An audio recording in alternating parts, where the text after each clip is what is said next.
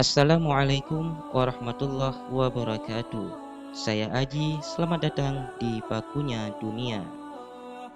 Keberadaan ulama di atas permukaan bumi ini laksana bintang di atas langit yang dapat memberi petunjuk bagi orang-orang yang membutuhkan.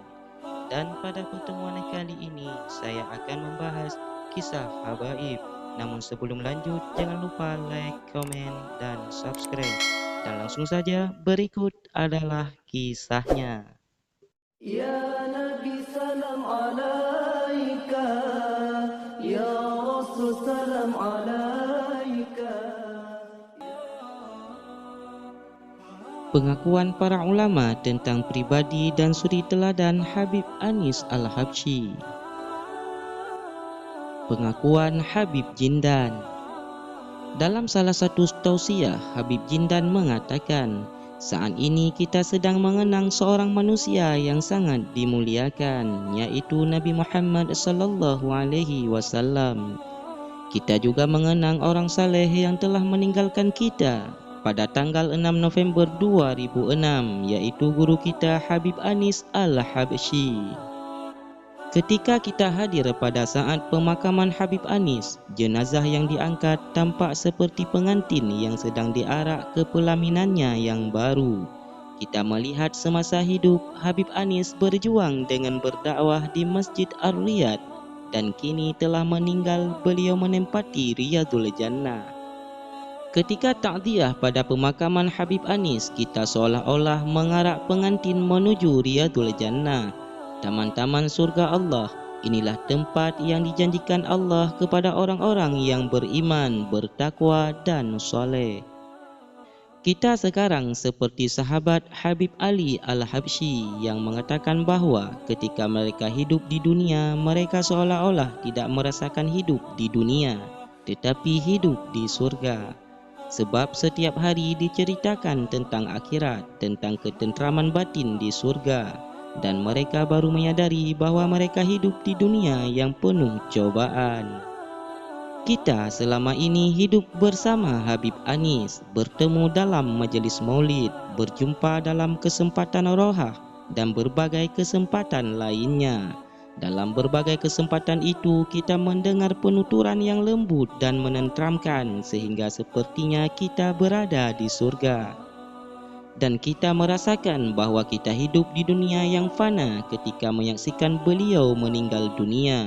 Namun begitu, kenangan beliau tetap terbayang di mata kita, kecintaan beliau tetap menyelimuti kita. Habib Abdullah Al-Haddad ketika menyaksikan kepergian para guru beliau mengatakan, kami kehilangan kebaikan para guru kami ketika mereka meninggal dunia.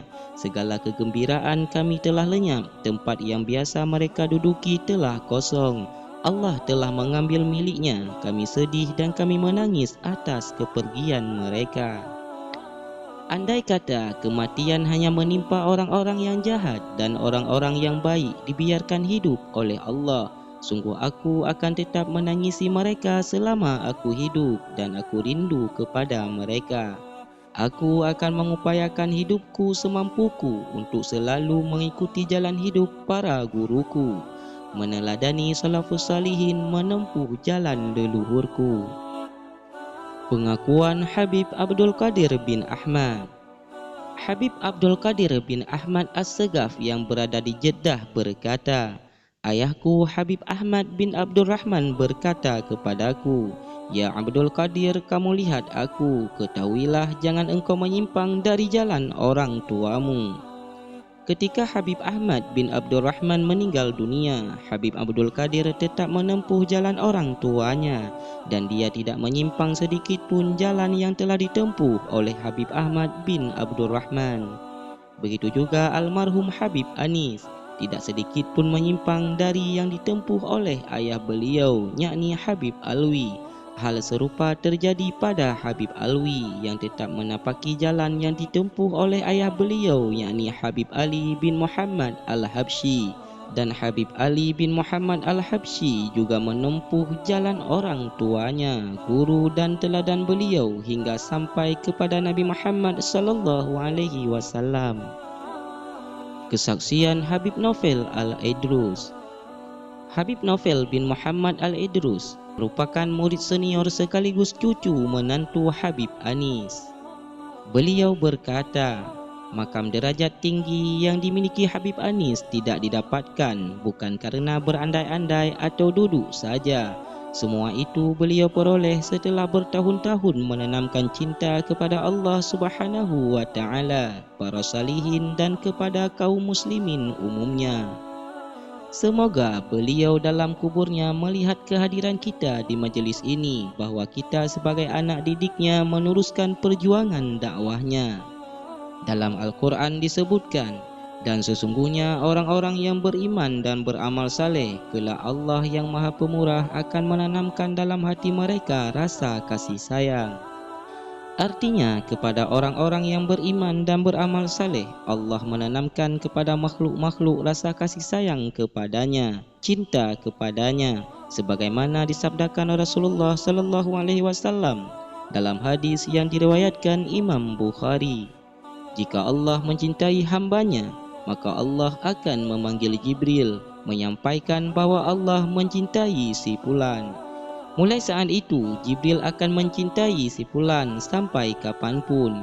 Jibril kemudian memanggil ahli langit untuk menyaksikan bahawa Allah mencintai si fulan. Maka ia memerintahkan mereka semua untuk mencintai si fulan. Dengan begitu, para penghuni langit mencintai si fulan. Setelah itu, Allah letakkan di atas bumi ini rasa cinta untuk menerima orang yang dicintai Allah tersebut dapat dekat dengan orang itu. Dan insya-Allah Habib Anis Al-Habsyi termasuk di antara orang-orang tersebut. Itu dia kisah kita kali ini. Nasihat dari para ulama barangkali bisa membuat kamu lebih semangat dalam menjalani kehidupan, lebih tabah menghadapi setiap ujian. Jangan pernah merasa bahwa hanya kamu satu-satunya yang diberi ujian. Setiap orang memiliki ujiannya sendiri dalam kehidupan. Menjadi menang atau tidak atas ujian tersebut tergantung usaha kamu dalam menyikapinya. Saya Aji, Pakunya Dunia, undur diri.